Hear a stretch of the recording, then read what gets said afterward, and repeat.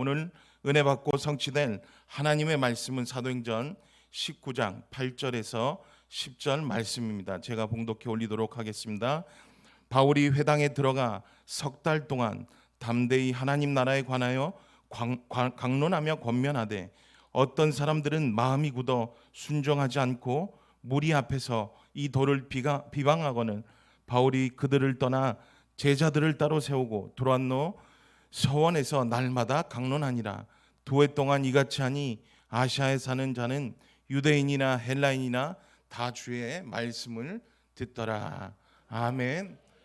복음 전파를 향한 갈망과 끈기라는 말씀을 가지고 우리 함께 오늘 수요예배 나누도록 하겠습니다. 먼저 신앙 고백 드리시도록 하겠습니다. 주는 그리스도시요 살아계신 하나님의 아들이십니다. 아멘. 우리 옆에 분들을 또 바라보시면서 눈을 보시면서 우리 또 축복의 인사를 나누도록 하겠습니다. 서로의 눈을 보시면서 이렇게 축복의 인사를 드리겠습니다. 성도님은 그리스도의 제자이십니다. 그리스도의 제자이십니다. 아멘. 맞습니까? 아멘. 여기 계신 오늘 또 수요예배 특별히 이 자리에 나오신 모든 성도님들은 그리스도의 제자인 줄로 확신합니다. 오늘 말씀을 통하여 성취되고 또 우리 현장에서 은혜 받을 말씀은 복음 전파를 향한 갈망과 끈기라는 제목으로 말씀을 나누도록 하겠습니다. 사도 바울은 제3차 전도 여행을 시작하게 됩니다. 그리고 바울은 2차 전도 여행을 마치고 안디옥에서 휴식을 가진 후에 바로 사도 바울은 이 전도 여행길에 오는 것입니다. 바울은 2차 전도여행을 가장 핵심적으로 2차 전도여행의 핵심적인 선교 전략지가 고린도였다면 이번에 3차 전도여행의 핵심 지역은 또 선교 전략지는 바로 에베소였습니다. 이처럼 사도 바울은 에베소에서 약 3년의 시간을 보내며 에베소 복음화에 집중하게 됩니다. 그 이유는 에베소에 진정한 필요한 것이 복음인 것을 확신했기 때문에 다른 이유가 없었습니다. 다른 동기가 없었습니다.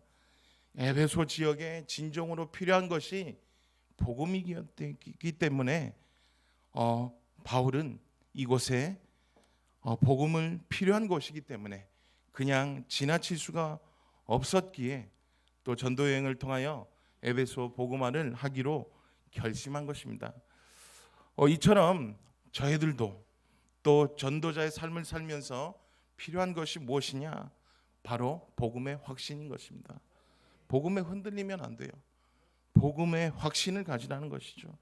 내가 있는 지역과 현장과 모든 장소가 복음이 필요한 곳이라는 그 확신을 가져야 하는 것입니다. 다시 말해서 여기 계신 성도님들이 계시는 모든 현장에 복음이 꼭 필요하다는 것입니다. 복음이 필요 없는 곳은 없어요. 목사님 모르셔서 그래요. 우리 지역은 복음이 필요 없습니다. 아닙니다. 복음이 필요한 지역은 꼭 있고 그 지역에는 복음이 꼭 필요한 것입니다. 내가 있는 지역과 현장과 모든 장소가 복음이 필요한 곳이라는 그 확신을 붙잡으시길 바랍니다. 다시 말해서 여기 계신 성도님들이 계시는 모든 현장이 복음이 필요하다는 것이죠. 이 확신을 분명히 가지시길 바랍니다. 그렇다면 복음을 가진 예원의 성도님들이 해야 할 것이 무엇이냐? 우리들이 해야 할 것이 무엇이냐? 복음을 가진 성도님들이 해야 할 것이 바로 이 세상에서 하나님의 나라의 배경을 누리며 하나님 나라를 확장하는 삶을 살다가 영원한 하나님 나라에 들어가는 것입니다. 영원한 하나님의 나라. 한마디로 전도자의 삶을 살아야 하는 것이죠. 전도자의 삶을 사실적으로 실천하며 하나님이 함께 하심을 체험하고 하나님의 능력으로 세상을 살아가야 하는 것을 말하고 있는 것입니다. 하나님의 능력을 체험하고 하나님의 능력으로 우리가 이 세상을 살아가야 한다는 것이죠. 이렇게 돼야지만 저희들은 어떠한 상황과 환경과 문제 속에서도 낙심하지 않고 넘어지지 않으며 전도와 선교 영혼 구원을 삶을 살 수 있는 것입니다. 오늘 말씀 제목처럼 무엇이죠? 복음 전파를 향한 갈망과 끈기가 있는 우리 전도자의 삶을 살아야 하는 것입니다. 갈망과 끈기. 제가 갈망이란 단어를 사전적 의미로 찾아봤는데 어떻게 나오느냐? 목마른 사람이 물을 찾듯이 간절히 바라는 일이라고 나오고 있습니다. 그리고 끈기의 사전적 의미가 쉽게 단념하지 않고 끈질기게 견뎌 나아가는 사람이라고 말을 하고 있습니다.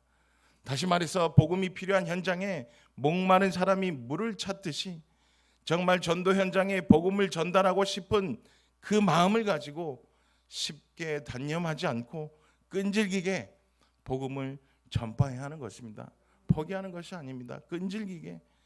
그래서 오늘 예원의 모든 성도님들은 하나님의 은혜로 또 오직 전도 선교하는 교회로 전도자의 삶을 살고 있다는 것을 확실히 붙잡으시기 바랍니다. 너무 감사하지 않습니까? 이 예원교회는 전도 선교하는 교회입니다. 이런 교회에 우리를 전도자로 부르시고 또 하나님의 또 그리스도의 제자로 불러주셨다는 이 사실이 정말 어마어마하고 감사해야 하는 것이죠. 그래서 오늘 예원의 모든 성도님들은 말씀을 통하여 하나님이 나를 전도자로 불러주셨다는 그 사실을 확실히 기억하시고 복음 전파를 향한 갈망과 끈기를 가지고 영혼 구원에 집중하며 절대로 무너지지 않는 견고한 전도자들로 세워지시기를 예수 그리스도 이름으로 축복드립니다. 첫 번째로 담대히 강론한 바울입니다. 사도행전 19장 8절입니다. 바울이 회당에 들어가 석 달 동안 담대히 하나님 나라에 관하여 강론하며 권면하되. 아멘. 사도 바울은 에베소에 도착해서 먼저 했던 것은 제자들과의 만남이었지만 이후에 향했던 곳이 바로 회당이었습니다. 사도 바울은 선교 여행의 패턴을 볼 때 너무나 자연스러운 현상이었죠. 회당으로 먼저 가는 것. 여기서 볼 것이 사도행전 18장 19절 20절의 바탕으로 보면 회당으로 향한 것은 또 다른 이유가 있었다고 말하고 있습니다. 그 이유가 무엇이냐? 당시 자신에게 남아달라고 요청했었던 에베소 사람들의 마음이 걸렸기 때문에, 그렇기 때문에 사도 바울은 그 누구보다 영혼을 사랑하는 마음을 가지고 있었기 때문에 그 요청을 잊어버리지 않고 그 현장으로 달려간 것입니다. 그런데 그것도 잠시 유대인들의 방해로 인해 3개월 동안밖에 말씀을 전하지 못하고 그것을 떠날 수밖에 없는 상황이 온 것이죠. 하지만 사도 바울에게 있어서는 회당을 떠나고 복음을 더 전할 수 없었던 것이 아니라 새로운 장소를 찾아 계속해서 사역을 이루어간 것입니다. 내 앞에 더 복음을 전할 수 없기 때문에 길이 막혔어도 내가 전도자의 삶을 전도를 포기하는 것이 아니라 다른 곳으로 이동하여 계속해서 전도 선교의 비전을 또 그 사역을 이어갔다는 것을 말하고 있습니다. 다시 말해서 사도 바울의 선교에 향한 열정은 그 누구도 막을 수도 없고 끊을 수도 없었던 것이죠. 어떤 것도 이 사도 바울의 전도에 향한 선교에 향한 이 갈망과 이 끈기는 아무도 막을 수가 없었다는 것입니다. 특별히 사도 바울의 마음속에 변함없이 붙들고 있었던 것이 바로 무엇이냐? 왜 그 끈기가 있었느냐? 그 갈망이 있었느냐? 바로 사도 바울은 붙들고 있었던 것이 하나님 나라의 비전이었습니다. 하나님 나라의 비전. 하나님 나라의 비전은 예수 그리스도의 비전이었기 때문에 항상 마음에 가지고 가는 곳마다 하나님의 나라에 관하여 강론하며 권면한 것입니다. 하나님 나라의 비전이 있었기 때문에, 이게 예수님의 비전이었기 때문에 예수님께서도 공생애를 시작하면서 처음 증거한 메시지가 바로 하나님 나라의 비전이었습니다.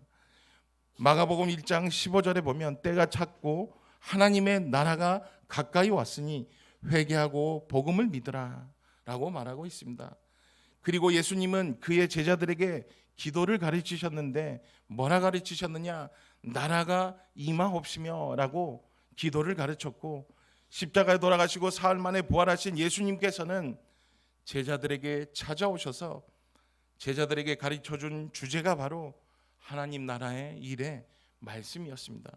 사도행전 1장 3절에 내가 고난받으신 후에 또한 그들에게 확실한 많은 증거로 친히 살아계심을 나타내사 10일 동안 그들에게 보이시며 하나님 나라의 일을 말씀하시니라.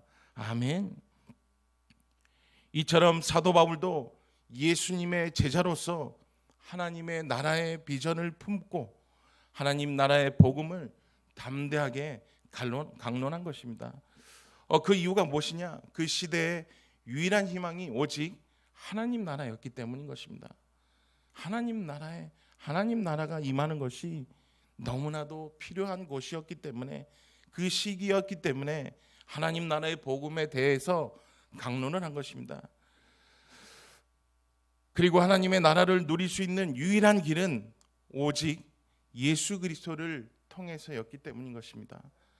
하나님 나라를 누릴 수 있는 것은 다른 것이 없습니다. 오직 예수 그리스도를 통해서만 하나님 나라를 누리고 하나님 나라를 통하여 자유함을 얻을 수 있기 때문에 하나님 나라의 일에 대해서 강론을 한 것이죠.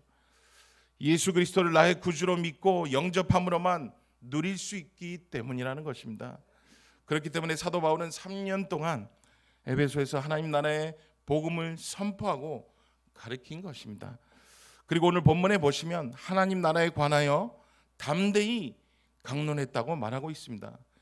담대히라는 표현은 어떤 말이죠? 담대하다, 담대하게 주저함 없이 확신을 가지고 하나님 나라의 일을 선포했다는 것입니다. 바울은 단순히 정보를 전달한 것이 아니라 복음이 진리임을 강력하게 선포한 것입니다. 이 복음이 유일한 진리이다 라고 당당하게 선포한 것이죠.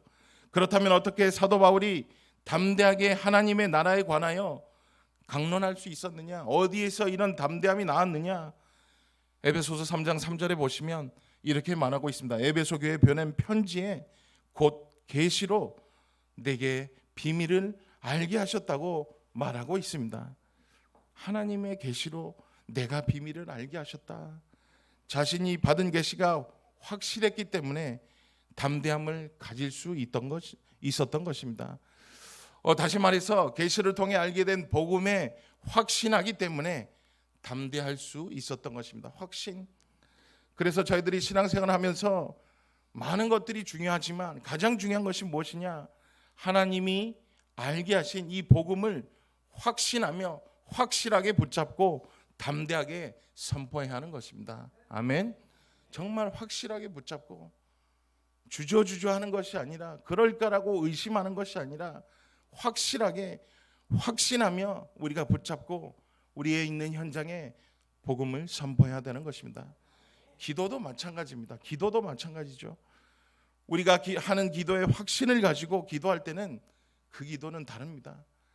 제가 한국으로 오기 전에 여러 가지로 기도할 것이 많았는데 우울증이 찾아오고 막 왔습니다. 그런데 사단이 시험을 하더라고요.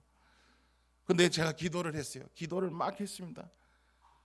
이제 우리가 그런 어려운 일이 생기고 또 기도할 것이 생기면 우리 원래 인간은 뭐 어떻게 하죠? 그 전에 잘못했던 거 용서해 구할 것 다 주르륵 얘기하는데 그 기도가 아무리 해도 가시지가 않더라고요. 그런데 어느 날 하나님이 어떤 마음을 주셨느냐? 하는 도중에 너 지금 뭐 하고 있는 것이냐? 너는 나의 자녀야. 너는 그리스도의 제자야. 나의 제자야. 앞으로 한국 가서 신학교 가서 목사가 될 사람이 이런 것 때문에 발발 떨고 하는 모습이 나의 자녀로 너무 창피하다라는 그 음성을 듣고 같은 기도였습니다. 같은 기도인데 확신을 가졌습니다. 이제는 어떠한 것도 나를 괴롭힐 수 없다라는 그 하나님의 확신, 말씀의 확신, 기도의 확신을 가지고 똑같이 기도했는데 바로 모든 것이 없었던 것처럼 싹 떠나는 그런 하나님이 체험을 하게 해주셨습니다. 확신, 똑같은 것이 아니에요. 우리가 확신을 갖고 말씀을 보고 확신을 갖고 기도할 때는 그 하나님의 역사는 분명히 완전히 다르다는 것입니다. 그렇지 않습니까? 우리가 꼭 영적인 것뿐만 아니라 우리가 세상에서 사역을 하던, 우리가 세상 일을 하던, 어떤 것을 하더라도 확실하지 않는데 어떻게 자신감을 가지고 담대하게 복음을 말할 수 있겠습니까? 제가 확신하지 않는데 어떻게 이 자리에 서서 여러분들에게 이게 복음이 이렇다라는 것을 말할 수 있겠습니까? 확신, 그 확신을 오늘 꼭 붙잡으시길 바랍니다. 사도 바울이 그랬어요. 어디를 가나 이 하나님의 말씀의 확신과 그 자신이 있었기 때문에, 확신하기 때문에 담대함이 넘칠 수 있던 것입니다. 불확실한 것에는 담대함을 절대 가질 수 없습니다. 또 사도 바울이 갈라디아 교회에 보낸 편지에도 자신이 강론이 그리스도의 계시에 근거하고 있다는 사실을 분명히 했습니다. 갈라디아서 1장 11절에서 11절에 보면 이렇게 말하고 있습니다. 형제들아, 내가 너희에게 알게 하노니 내가 전한 복음은 사람의 뜻을 따라 된 것이 아니니라. 이는 내가 사람에게서 받은 것도 아니요 배운 것도 아니요 오직 예수 그리스도의 계시로 말미암은 것이라. 아멘. 이것처럼 하나님의 말씀의 바탕은 강론과 상황과 환경에 상관없이 언제나 담대할 수 있는 것입니다.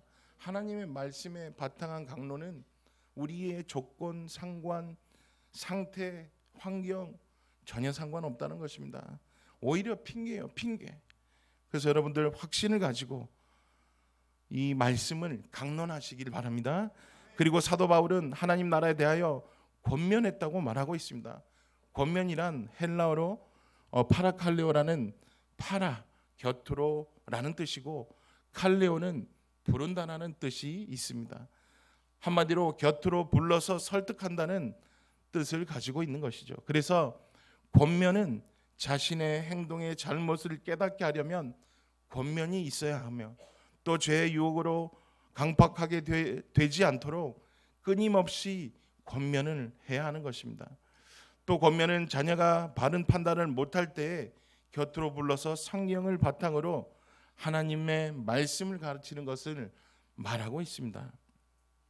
그래서 강론에는 분명히 권면이 함께 따른다는 것이죠. 내가 말씀을 강론한다 그러면 권면도 함께 따른다는 것입니다. 이처럼 하나님의 뜻은 강론과 권면을 통해서 사람들에게 전해지는 것입니다. 강론과 권면을 통하여 하나님의 나라에 또 복음을 선포한 것입니다. 제가 김포 트리라운지를 3년간 가까이 지속하면서 매일 오시는 한 권사님이 있어요. 3년간 가까이 지속하시는 권사님이 한 분 계십니다. 이 권사님은 얼마나 이 복음 전파에 담대하신지, 이 복음 전파의 상황과 상태를 전혀 보지 않고 어디든 파고 들어가서 말씀을 선포합니다. 그 사람 상관없어요. 나만 전하면 되는 거예요. 그 사람은 받든 받지 않든 무조건 현장으로 나아가 이 복음을 전파하는 것이죠. 얼마나 이 복음이 필요하다고 느꼈으면 그 전도 대상자가 누가 됐던 간에 이슬람이건 힌두교이건 카톨릭 신자건 상관없이 이 복음을 갖고 들어가는 권사님이 계십니다. 제가 봐도 얼마나 귀찮을 정도로 그 권사님이 찾아가냐면, 제가 봐도 안 받겠다는 말을 하는 것보다 그냥 받고 빨리 끝내는 게 훨씬 좋을 듯한, 그렇죠? 저 같으면 그냥 받겠다, 영접 기도 따라하고 다시는 안 오셔도 됩니다. 이제 영접했으니까. 그게 더 빠를 텐데 계속 안 받더라고요. 비가 와도 가고 눈이 와도 가고 또 비바람이 몰아쳐도 가고 산불이 나도 가고 뭐 무조건 가시는 분인데 결국엔 어떻게 됐느냐? 그 사람이 진짜 영접을 했어요.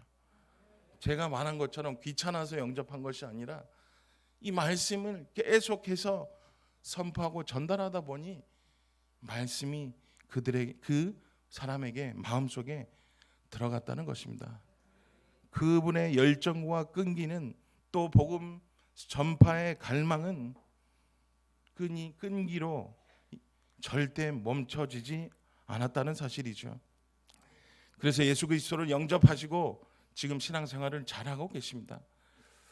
이 모습을 보면서 또 여기 계신 예원의 모든 성도님들도 우리 주변에 있는 모든 불신자들에게 담대하게 하나님 나라의 복음을 강론하시며 권면하시어 예수 그리스도를 통하여 영원한 자유와 생명을 얻게 하는 예언의 절대 제자들 되시기를 예수 그리스도 이름으로 축복드립니다. 절대적으로 우리가 가야 돼요. 무조건 현장으로 가야 돼요. 여러분들이 말씀을 받았으면 현장 가서 선포해야 됩니다. 그 사람이 받지 않아도 또 가십시오. 싫어할 정도로 가면 언젠간 받습니다. 두 번째로 날마다 강론한 바울입니다. 사도행전 19장 9절입니다.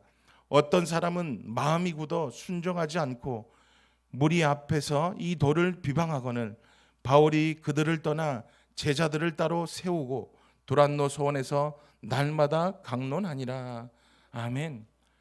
오늘 본문을 보시면 바울의 강론과 권면의 마음이 굳어 순종하지 않고 비방하던 사람들을 볼 수 있습니다. 마음이 굳었다고 하는 말은 바로 죄로 마음이 이미 강팍해진 상태의 사람들을 말하고 있습니다. 하나님의 말씀을 듣지 않으려고 본인이 스스로 마음의 문을 닫았다는 말이죠. 스스로. 하지만 바울은 마음이 굳어 비방하는 사람들을 대적하지 않고 자신의 말을 따르는 제자들을 따로 모아 두란노 소원이라는 곳으로 가서 집중적으로 날마다 말씀을 강론했다고 말하고 있습니다. 두란노는 당시 그 지역의 철학자의 이름이었고 소원은 학당이라는 뜻으로 헬라인의 철학 학당이었습니다. 그래서 사도 바울은 두란노에 강의가 없는 시간에 이곳을 빌려 하나님 나라의 복음을 강론한 것입니다. 무엇을 했느냐? 지금 말하자면 제자훈련을 그곳에서 한 것이죠. 제자훈련. 따라서 이 두란노 소원은 이 두란노 소원의 제자훈련은 바로 사도 바울의 예배소 복음화의 전략이었던 것입니다. 핵심으로 거기에서 이 제자들을 양육해서 내보내는 것이죠. 그렇게 한 이유가 사도 바울은 본인처럼 이렇게 복음을 향한 갈망과 끈기가 있는 제자들이 세워질 것이라는 그 확신이 있었기 때문입니다. 포기하지 않았습니다. 반드시 복음으로 이 제자들을 통하여 예배소가 변화될 것이라는 그 믿음과 확신이 있었던 것이죠. 그래서 여러분들 정말 말씀이 중요합니다. 너무나 강단 말씀이 중요하고 또 이 교회에서 하는 모든 훈련들이 너무나 중요한 것입니다. 받아도 그만, 안 받아도 그만, 한 주 빠져도 그만, 한 주 안 빠져도 그만인 것이 아니라 너무나 중요하다는 것이죠. 그 이유가 무엇이냐? 이런 훈련들을 통하여 제자로 세워지고 평신도 사역자로 하나님의 나라의 비전을 가지고 사도 바울처럼 복음을 향한 갈망과 끈기가 있는 제자들로 세워질 수 있기 때문인 것입니다. 2025년도 원단 말씀이 그 땅을 우리에게 주시리라는 민수기 14장 8절의 말씀입니다. 그리고 다민족 시대에 문이 열렸습니다. 제가 또 다민족 교육자이기 때문에 강단에만 쓰면 다민족 대해서 얘기할 것입니다. 그리고 복음에 대해서만 얘기할 것입니다. 한 목사님이 저에게 하루는 부르시더라고요. 신동현 목사 하더니 위에서 네 했더니 잠깐 2초 멈칫하시다가 쳐다보시면서 신 목사는 전도자야 이러더라고요. 그래서 네 감사합니다. 얼마나 좋습니까? 전도자야. 그래서 왜 그러십니까 했더니 신 목사는 맨날 강단만 쓰면 전도자만 외친다고 신 목사는 전도자야 이러시더라고요. 그래서 저는 너무 감사했어요. 어떤 뜻으로 그 말을 해주신지 몰라도 또 이후에 또 왜 그런 말을 했느냐 했을 수도 있지만 저는 너무 듣기 좋았어요. 여러분들도 누가 장로님은 전도자이십니다.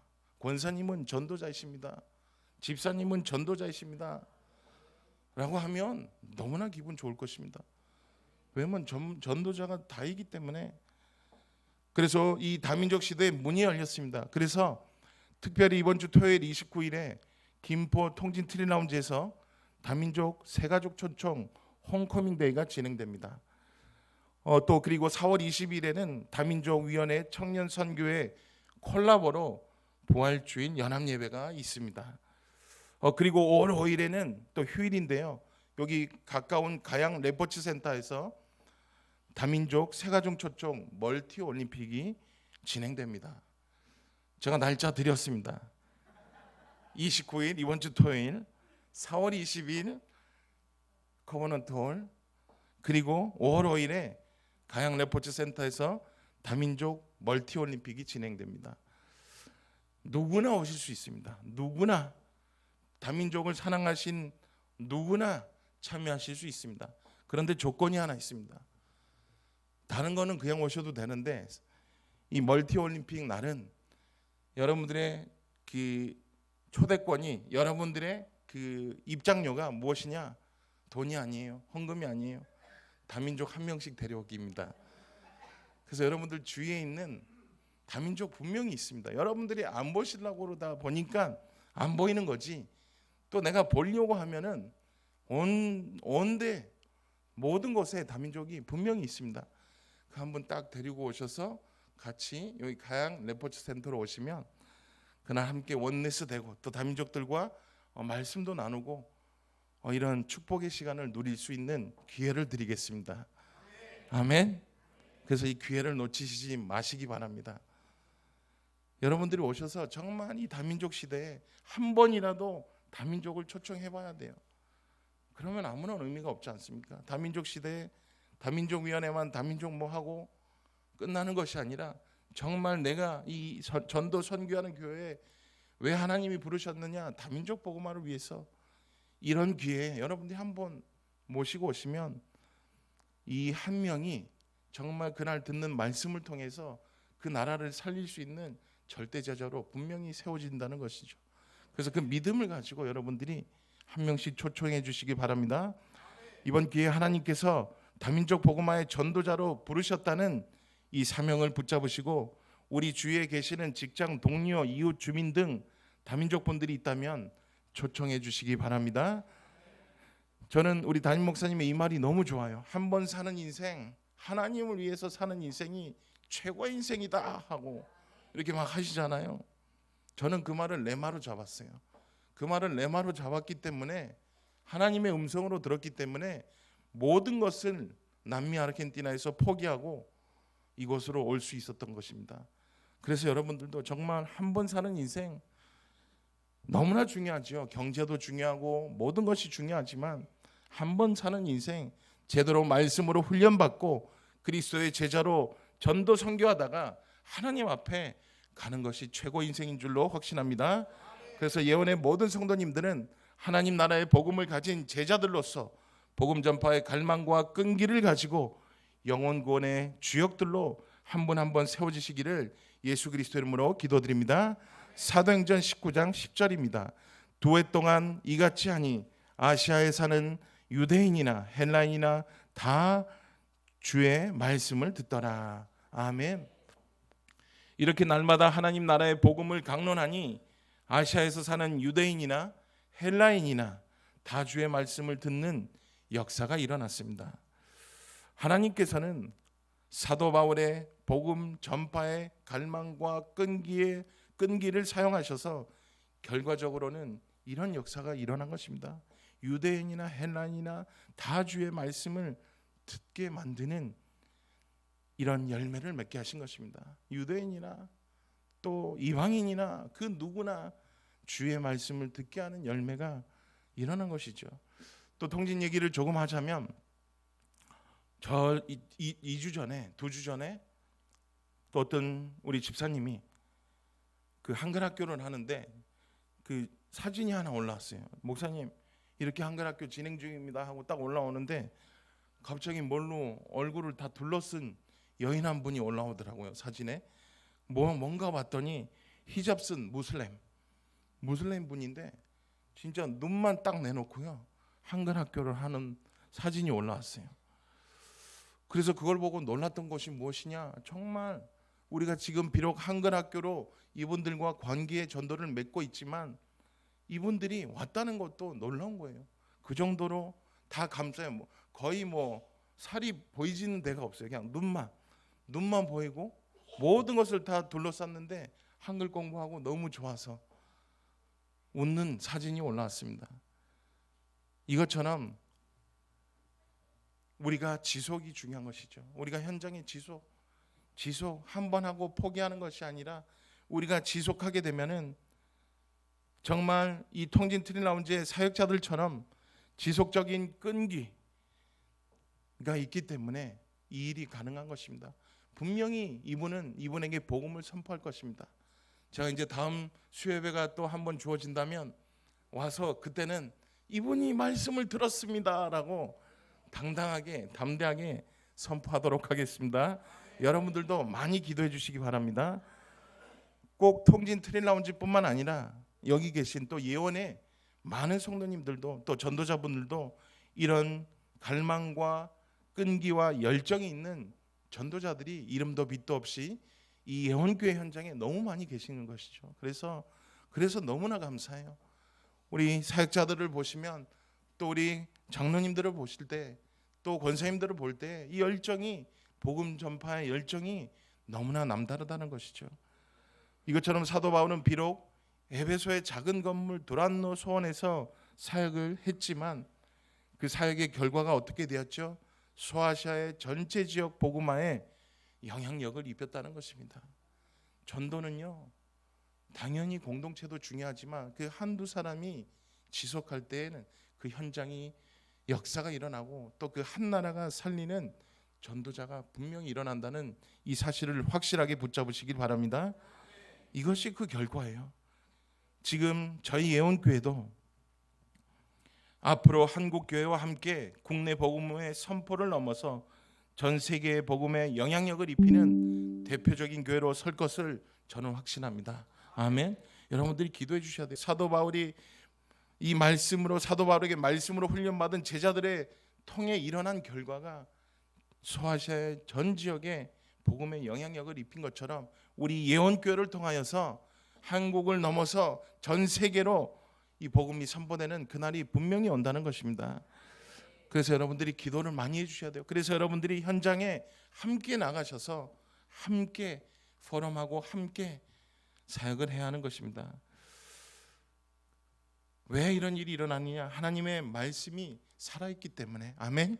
하나님의 말씀은 살아있고 활력이 있기 때문에 성도님들을 통해 말씀이 선포되는 모든 현장에는 예수 그리스도를 영접하고 주의 자녀의 신분으로 변화되는 역사가 분명히 일어난다는 것입니다. 이 사실을 여러분들이 꼭 붙잡으시기 바랍니다. 여러분들의 신분과 정체성이 어마어마하다는 사실을 분명히 아시길 바랍니다. 여러분들의 신분과 정체성 너무나 중요하죠. 여러분들의 신분과 정체성은 그리스도의 제자인 것입니다. 아멘. 그리고 특별히 수요예배는 더욱더 제자들이 오시는 것 같아요. 아멘 소리가 너무 커가지고 제가 담임 목사님의 마음을 알겠어요. 왜 아멘을 크게 하라 하지? 아멘 하니까요 막 신이 나요. 저도 지금 막 땀 뻘뻘 흘리면서 막 신이 나서 막 들어가지 않고 싶은데 또 너무 길게 하면 또 안 오시기 때문에 여러분들 틀리다니까요. 수요예배가 너무나 이 영적인 분위기가 어마어마해요. 제가 그걸 느끼거든요. 앞에 이 땀이요 더워서가 아닙니다. 여러분의 이 열정에 그 복음 전파의 열정으로 후끈후끈합니다. 아멘. 그래서 여러분들이 여기 계신 분들만 우리가 현장에서 사도 바울처럼 갈망과 끈기를 가지고 이 현장에 지속하면 정말로 그 지역은 또 그 나라는 분명히 변화된다는 것입니다. 여러분들이 여러분들의 신분과 이 정체성이 어느 정도냐? 성도님들을 통하여 한 나라를 살릴 수 있는 다민족 제자가 일어나는 그 신분과 정체성을 가지고 있습니다. 정말로 도전하시기 바랍니다. 오늘 이 말씀을 듣고 끝나는 것이 아니라 한번 가보자. 이렇게 많은 스케줄이 있습니다. 하반기 스케줄은 말도 안 했습니다. 이렇게 기회가 많은데 한 번도 안 오신다면 정말 어떻게 해야 될지 모르겠습니다. 한 번이라도 오셔서 한번 그 현장을 보십시오. 그러면 도전받게 돼요. 제가 아무리 오세요 오세요도 안 와요. 하지만 한 번 와서 보시면 그 현장에 마음이 간다니까요. 내가 가지 않으면 않도록 성령님께서 역사하시는 그 체험을 분명히 하실 수 있습니다.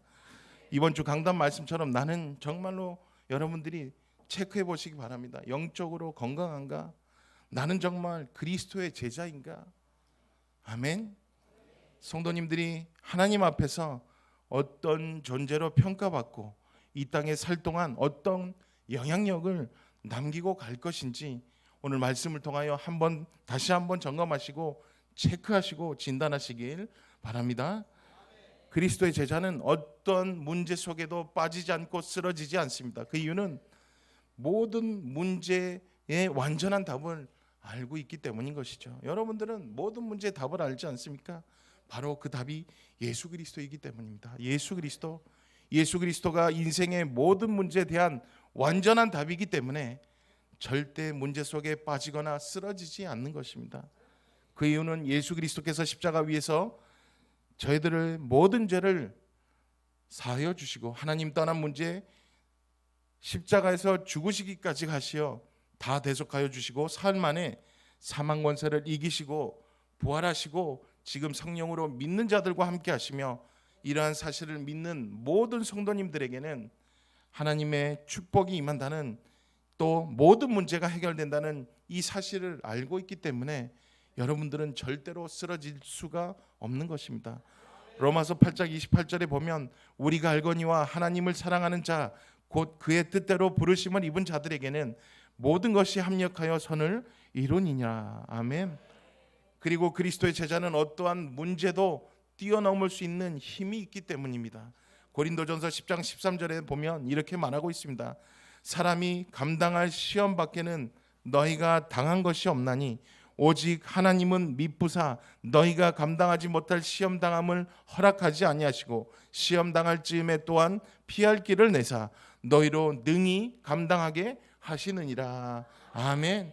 오늘 말씀을 통하여 성도님들이 계신 모든 현장에 어떤 것에도 속지 않고 넘어지지 않으며 중단 없이 사도 바울처럼 복음 전파를 향한 갈망과 끈기를 가지고 복음을 선포하시는 귀한 예원의 모든 성도님들 되시기를 예수 그리스도 이름으로 축복드립니다.